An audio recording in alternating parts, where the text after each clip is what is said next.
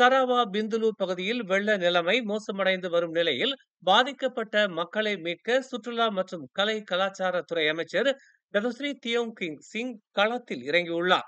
வெள்ளத்தால் பாதிக்கப்பட்ட மக்களை மீட்க படகுகளில் அவர் செல்லும் காட்சிகள் சமூக வலைதளங்களில் பரவி வரும் நிலையில் அவரை பேட்டி எடுக்க வந்த செய்தியாளர்களை வெள்ளத்தில் பாதிக்கப்பட்ட மக்களை காப்பாற்ற தாம் வந்துள்ளதாகவும் தம்மை பேட்டி எடுப்பதை விட்டுவிட்டு மக்களை காப்பாற்றுங்கள் என்றும் வலியுறுத்தினார்.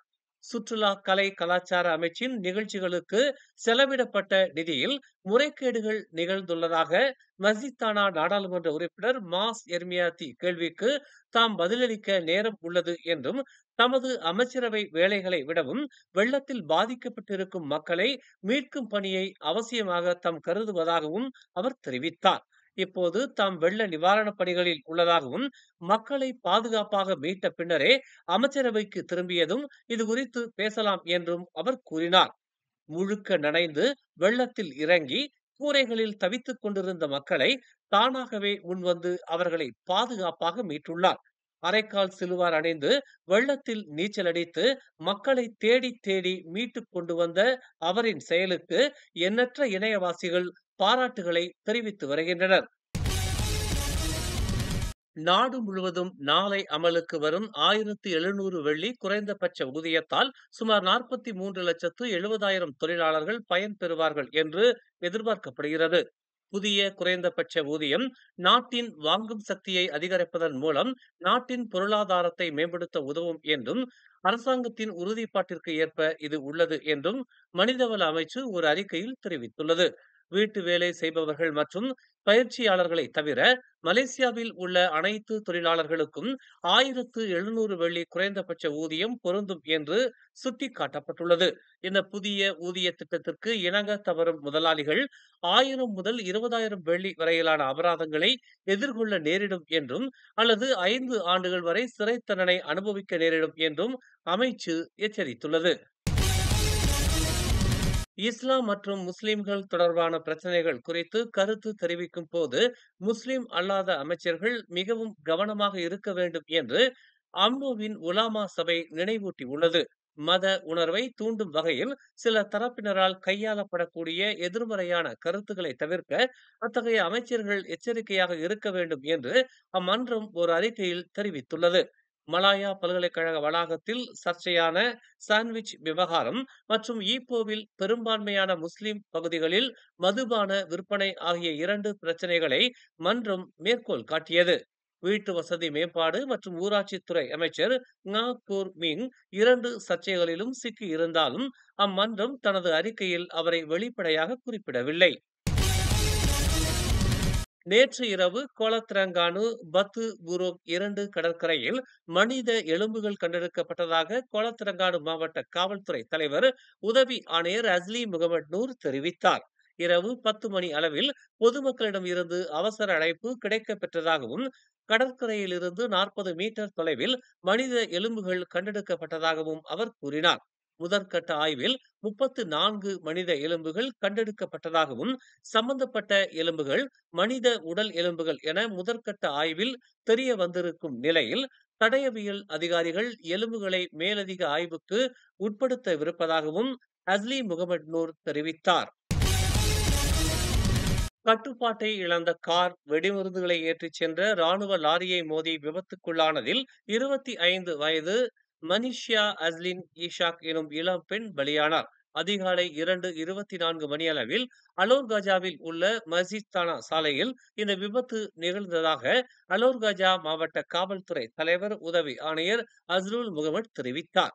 லாரியில் இருந்த 4 ராணுவ வீரர்கள் சிராய்ப்பு காயங்களுடன் தப்பியதாகவும் லாரி ஓட்டுநர் படுகாயம் அடைந்ததாகவும் காரில் இருந்த பெண் சம்பவ இடத்திலேயே பலத்த காயத்திற்குள்ளாகி உயிரிழந்ததாகவும் தெரிவிக்கப்பட்டுள்ளது. பிரேத பரிசோதனைக்காக அவரின் உடல் அலோர் காஜா மருத்துவமனைக்கு கொண்டு செல்லப்பட்டதாக அஸ்ருல் முகமது தெரிவித்தார். சரவாக்கில் ஏற்பட்டுள்ள கடும் வெள்ளத்தால் கடந்த 12 மணி நேரத்தில் 10,000த்திற்கும் மேற்பட்டவர்கள் பாதிக்கப்பட்டுள்ளதாக இயற்கை பேரிடர் மேலாண்மை ஆணையம் தெரிவித்துள்ளது. இன்று வரை வெள்ளத்தால் பாதிக்கப்பட்டவர்களை மீட்கும் பணிகள் துரிதப்படுத்தப்பட்டு வருவதாகவும் 2767 குடும்பங்கள் வீடுகளை இழந்துள்ள நிலையில் 57 வெள்ள நிவாரண மையங்களில் 9780 பேர் தங்க வைக்கப்பட்டுள்ளதாகவும் தெரிவிக்கப்பட்டுள்ளது.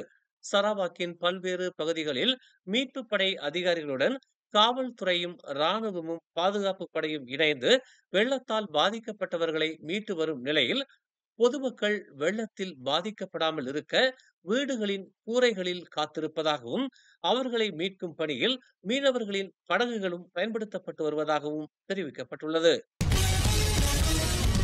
குவாமுசாங் சாலையில் கட்டுப்பாட்டை இழந்த வாகனம் எதிரே வந்த மோட்டார் சைக்கிளை மோதி விபத்துக்குள்ளானதில் 25 வயது மோட்டார் சைக்கிளோட்டி சம்பவ இடத்திலேயே உயிரிழந்தார்.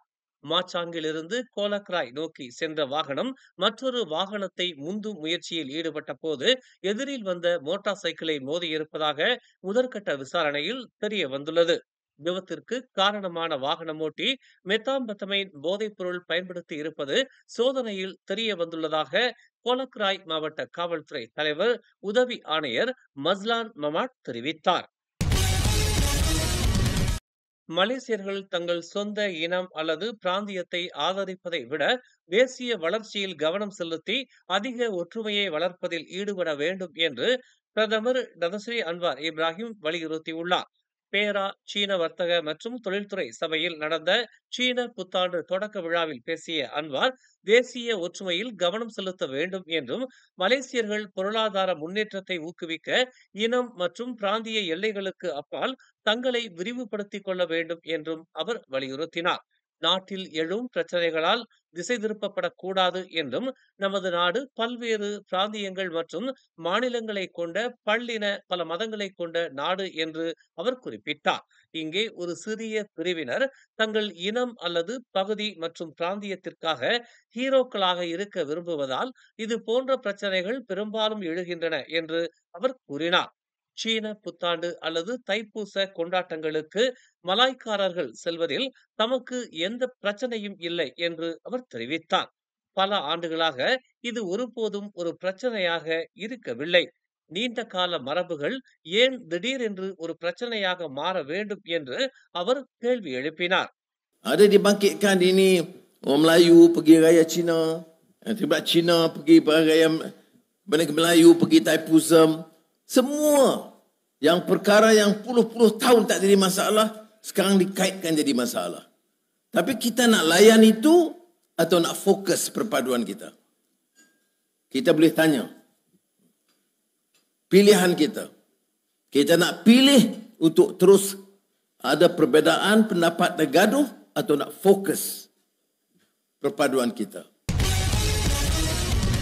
மேலும் செய்திகளை தெரிந்து கொள்ள தமிழ் மலர் நாளிதழை பாருங்கள். உடனுக்குடன் செய்திகளை தெரிந்து கொள்ள தமிழ் மலர் இணையதளம், தமிழ் மலர் செயலி மற்றும் மலர் டிவி யூடியூப் சேனலை வலம் வாருங்கள். எங்களோடு இணைந்திருக்க மலர் டிவியை பதிவு செய்து கொள்ளுங்கள். உறவுகள் மகிழ்ந்திட விருப்பம் மற்றும் பகிர்வு சேவையை சொடுக்கிடுங்கள்.